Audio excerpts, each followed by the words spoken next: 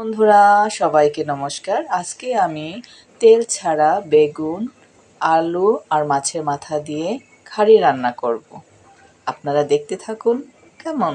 দেখেন, আমি বেগুনগুলো যেভাবে কেটে নিয়েছি, দেখেন এই যে কিউট করে কেটে নিয়েছি। কেটে এখানে আমি দিয়েছি রুই মাছের মাথা, পেঁয়াজ, কাঁচামরিচ আর শুটকি। এটা দিয়ে আমি তেল ছাড়া রান্না করব। এটা কিন্তু খেতে অনেক মজা এবং সুস্বাদু এবং হেলদি, যাকে বলে হেলদি ফুড। এটা কোনো ভাজে তেল নেই, কিচ্ছু নেই। এটা খেতেও অনেক মজা। আপনারা খেয়ে দেখেন, এভাবে রান্না করে দেখবেন অনেক মজা এবং স্বাদটা পাবেন। এখন এই খাড়ির তরকারিতে আমি একটু সামান্য পরিমাণে খাবার সোডাটা দিয়ে দিচ্ছি। সামান্য পরিমাণে দেবো, বেশি দেবো না। এই যে সামান্য পরিমাণে খাবার সোডা আমি আবার ভালো করে নাড়াচেড়ে নেব। দেখুন, কালারটা যদিও কালো কালো লাগছে, কিন্তু এটা খেতে আসলে অনেক মজা। এই দেখেন,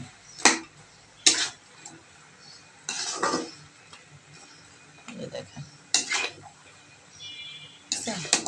পানি ছাড়া এভাবে আমরা এটাকে কষা কষা মাখা মাখা করে কষে তারপর আমরা পানি দেব। সেটা আরও অনেক মজা হবে।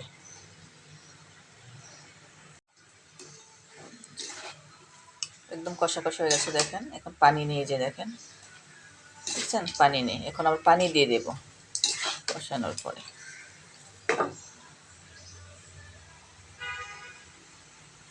পানি দিয়ে দিচ্ছি,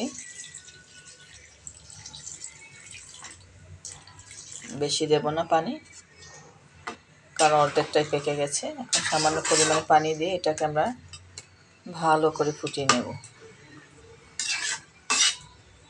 দেখেন কি সুন্দর হয়ে গেছে। এখন এটা আমরা ঢাকনা দিয়ে দেব। কি গ্রাম, কি টকবক টকবক করে ফুটতেছে, দেখেন। এটা খেতে অনেক মজা, সুস্বাদু। ওয়াও, একবার খেয়ে দেখেন, অনেক ভালো লাগবে। দেখেন,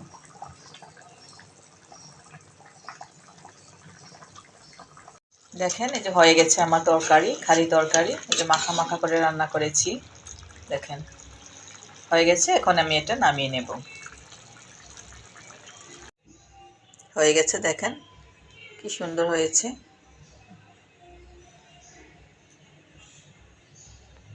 অনেক সুন্দর হয়েছে, খেতে অনেক মজা এবং সুস্বাদু হবে।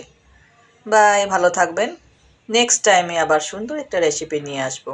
ভালো থাকেন, সুস্থ থাকেন। বাই।